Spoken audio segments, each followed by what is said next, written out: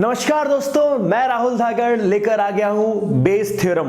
Base theorem is considered to be the most important theorem in whole chapter of probability. यार 5 topic हैं probability के, उसमें से Bayes theorem के आने की संभावना सबसे ज्यादा है। अब इस क्वेश्चन को आप बेस थ्योरम से करेंगे और मैं आपको बता दूं कि बेस थ्योरम में कोई आपको फॉर्मूला रटने की जरूरत नहीं है, आपको यूज करना है वही फॉर्मूला जो आपने ग्रेड 10 में पढ़ा था, जो कि है number of favourable outcome divide by number of total outcome.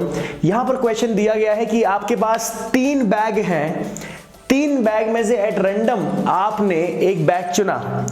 3 bag में आपके पास कुछ इस तरह से बॉल्स रखी हुई हैं, एक white ball, 2 black ball, 3 red ball. दूसरे बैग में 2 white ball, 1 black ball, 1 red ball. तीसरे बैग में 4 white ball, 3 black ball, 2 red ball. अब आपको इन 3 बैग में से सबसे पहले एक बैग चूज करना है रैंडमली, और फिर आपको 2 बॉल बाहर निकालनी है। और ऐसा कहा गया है They happen to be white and red। जो आपने 2 बॉल निकाली वो असल में व्हाइट और रेड कलर की हैं। तो अब आपको ये प्रोबेबिलिटी निकालनी है कि they came from 3rd bag. अब ध्यान से सुनिएगा, सबसे पहले इसमें जरूरी है कि पूरी चीज को आप पिक्चराइज कैसे कर रहे हैं। पिक्चराइज करने के लिए सबसे आसान काम होता है कि अगर मैं इसको ट्री के फॉर्म में बना लूं। ट्री कैसे बनेगा? अब आपने बनाया ट्री डायग्राम जहां पर आपको बैग 1, बैग 2, बैग 3 चूज करना है। अब अगर आपने बैग 1 चूज किया तो इसकी प्रोबेबिलिटी होती है 1/3, बैग 2 चूज किया तो इसकी 1/3 और बैग 3 की 1/3। तो 3 में से एक बैग चूज करने की प्रोबेबिलिटी होती है आपके पास 1/3।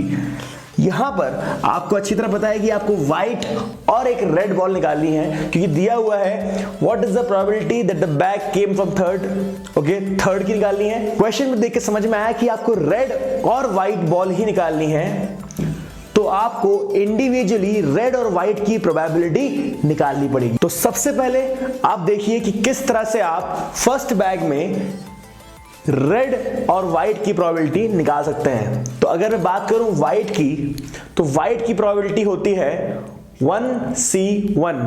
एक ही व्हाइट है, एक ही आपको चूज करनी है, तो 1C1 एंड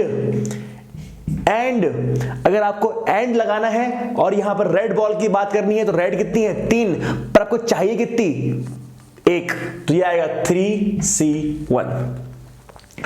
ये होगा आपके फेवरेबल आउटकम। टोटल आउटकम क्या है? 6 बॉल है और आपको 2 बॉल चाहिए, 6C2। वैसे ही यहां पर जब सेकेंड बैग की बात करते हैं तो व्हाइट की प्रोबेबिलिटी कितनी है?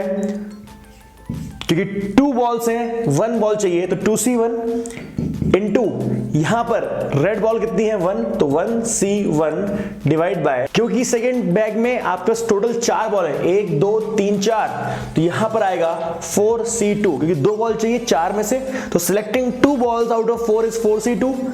और थर्ड बैग में कितनी बॉल है? 4 + 3 7, 7 + 2 9, और 9 में से आपको कितनी बॉल चाहिए? 9C2। और ऊपर जो आपका आंसर है उसमें कितना आएगा? 4C1 2C1। अब आपको यूज करना है अपना number of favourable outcome divide by number of total outcome का फॉर्मूला। यहां पर आप खुद समझिए नंबर ऑफ टोटल आउटकम कैसे लिखेंगे आप। मैं यहां पर बिल्कुल छोटे से मैं लिख रहा हूं, आप प्लीज इसको रिलेट करिएगा। टोटल आउटकम मतलब क्या कि जब फर्स्ट बैग लेंगे तो 1/3 प्रोबेबिलिटी रहेगी और पॉसिबिलिटी रहेगी रेड और व्हाइट बॉल लेने की 1/5। और मतलब या अगर आप सेकंड बैग लेंगे जिसकी प्रोबेबिलिटी 1/3 होती है, तो आपके पास पॉसिबिलिटी आई कितने की? 1/3 की।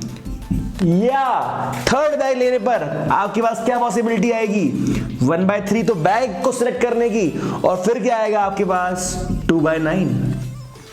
जी हाँ दोस्तों, और यहां पर ऊपर मतलब फेवरेबल आउटकम में क्या लेंगे आप?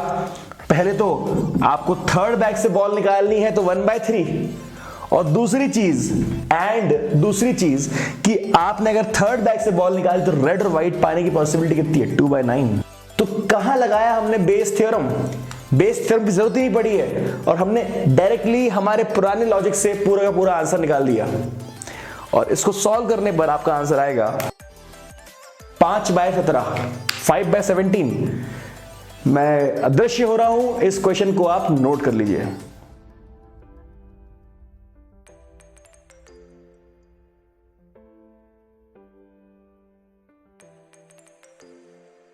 तो दोस्तों बेस थ्योरम का सेकंड क्वेश्चन आपके सामने है, जहां पर कुछ स्टूडेंट्स हैं जो कि कॉलेज के स्टूडेंट हैं और उसमें 60% स्टूडेंट जो हैं वो हैं आपके हॉस्टल वाले और 40% डे स्कॉलर वाले। और ये रिपोर्ट जनरेट की गई है लास्ट ईयर से कि जितने आपके हॉस्टलर थे उसमें से 30% स्टूडेंट ए ग्रेड लेके आते थे और जितने आपके डे स्कॉलर थे उसमें से 20% आपके ए ग्रेड लेके आते थे। अब आपको यह बोला गया at the end of the year एक स्टूडेंट रैंडमली पिक किया गया और यह देखा गया कि he has an A grade. What is the probability that a student is hostler? मतलब आपको फिर वही चीज लगानी है, पहले आपको इंडिविजुअली सारी प्रोबेबिलिटी निकालनी है और उसके बाद number of favourable outcome divide by number of total outcome करना है। तो आइए शुरू करते हैं। तो मैं आपको बताना चाह रहा हूं कि किस तरह से हमें क्वेश्चन के आंसर की स्टार्टिंग करनी है। सबसे पहले ए बी सेट ले लिया आपने। ए है आपका सेट स्टूडेंट्स का जो कि हॉस्टल वाले हैं, बी है सेट डे स्कॉलर्स का। फिर आपने इंडिविजुअली उनकी प्रोबेबिलिटी निकाल ली। P of A is equal to 60/100 that is 3/5, P of B is equal to 40/100 2/5। अब E आपने इवेंट लिया है जिसमें कि student selected as A grade, मतलब जो लास्ट की लाइन थी आपकी कि आपने एक रैंडमली स्टूडेंट पिक किया। अब E आपका हो गया student selected as A grade, मतलब जो आपने आखिरी लाइन पढ़ी वहां पर एक स्टूडेंट सिलेक्ट किया गया रैंडमली जिसके ग्रेड ए हैं। अब यहां बात आ जाती है कंडीशनल प्रोबेबिलिटी की, क्योंकि पी आफ्टर ए है। ई मतलब student selected which is having A grade and after a means hostel का लड़का है, मतलब ए ग्रेड आ रहे हैं किसके, हॉस्टल के लड़के के। और ए ग्रेड आफ्टर बी मतलब ए ग्रेड आ रहे हैं किसके, डे स्कॉलर के। तो आपके पास ई आफ्टर ए का भी एक प्रोबेबिलिटी आ गया, ई आफ्टर बी का भी एक प्रोबेबिलिटी आ गया। अब आप समझिए कि आपका फेवरेबल आउटकम क्या है। ये बोलता है what is the probability that the student is a hosteller. Hosteller मतलब यहां पे आपके पास ई ऑफ ए की बात चल रही है, P E after A into A grade लाने की प्रोबेबिलिटी। ए ग्रेड लाने की प्रोबेबिलिटी आपको निकालनी पड़ेगी। P ऑफ A मींस कि वो बच्चा आपका हॉस्टल का है। 60/100 आपने देखा था कि 60% बच्चे हैं जो कि हॉस्टल में रहते हैं। Divide by total outcome. Total outcome क्या होगा, P of A, E after A plus P of B, E after B. You just have to substitute value, that's it. बचा क्या? This is your final answer.